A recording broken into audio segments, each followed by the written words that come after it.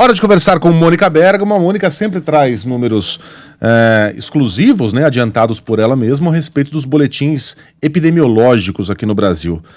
Aliás, a Mônica, que tratava muito de política, né, Mônica, virou uma especialista em saúde, saúde e medicina, desde o início da pandemia.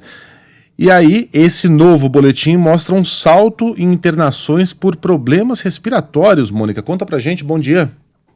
Bom dia, Megali, bom dia a todos. Pois é, um boletim da Fiocruz, o Infogripe, que é lançado sempre, quinzenalmente, semanalmente, depende aí do momento, e ele vinha trazendo, né, por isso que a gente não estava nem noticiando, né, Megali, vinha trazendo um quadro mostrando, em primeiro lugar, uma queda nas internações por vírus respiratórios no Brasil, depois uma estabilidade ali por setembro, outubro, e agora, infelizmente, esse novo boletim mostra que o número de internações por síndrome respiratória no Brasil voltou a crescer, né? Passou de 6 mil casos no fim de outubro para 6.600 na última semana de novembro, um salto de 10%.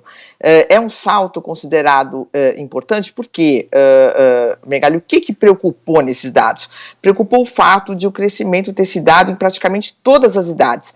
A gente vinha observando na estabilidade um fenômeno assim, estava baixando, né, entre adultos e estava subindo o número de internações entre crianças e adolescentes. Por quê? Porque voltaram a circular muito mais, porque não estavam vacinados.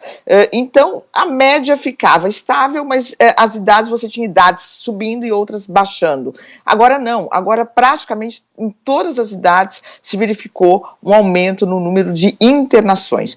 Então, por exemplo, o maior salto, né, se deu ainda na faixa dos 10 aos 19 anos, foi um crescimento de 50%, né, entre pessoas que têm 20 e 29 anos, o crescimento foi de 47%, né, dos 30 aos 59 anos, o salto foi de cerca de 30%. Praticamente, só entre pessoas que têm acima de 70 anos foi verificada uma ligeira baixa nessas internações. Esse é um termômetro muito importante, Megali, porque a gente tem dados de casos, internações e óbitos. Casos sempre é algo não preciso, muito pouco preciso. Por quê? Porque o Brasil não tem testagem, então a gente não consegue saber se o número de casos está aumentando de fato. A gente consegue saber se o número de pessoas que tem algum sintoma vai lá e faz o teste aumentou, né? Mas esse não é o número real de casos do país. Tem muita gente assintomática que pega o vírus nem sabe que pegou, né?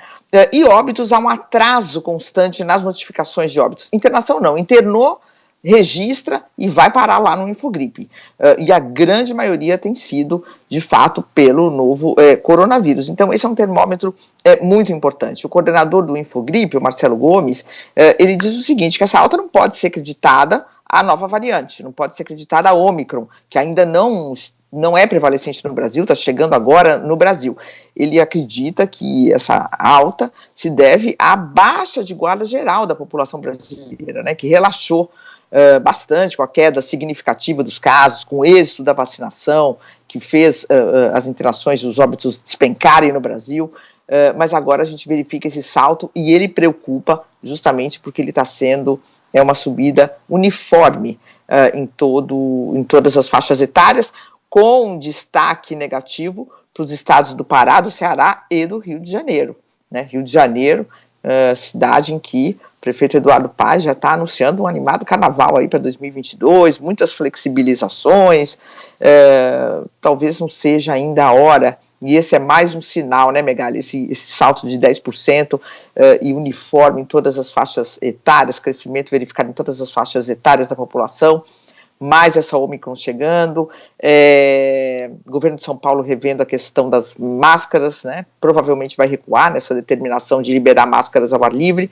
e ontem uma notícia exclusiva aqui que a gente pegou no Band News TV, no Ponto a Ponto, programa Ponto a Ponto, que a gente entrevistou o Edson Aparecido, secretário municipal de saúde, Prefeitura de São Paulo, quer reduzir o intervalo para a dose de reforço, a terceira dose ou a dose de reforço de 5 meses para 4 meses.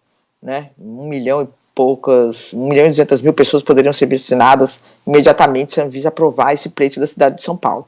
Então, muitas medidas sendo tomadas, muitos sinais de que a gente ainda deve ter alguma cautela em relação a essa epidemia, Megali. É difícil, né?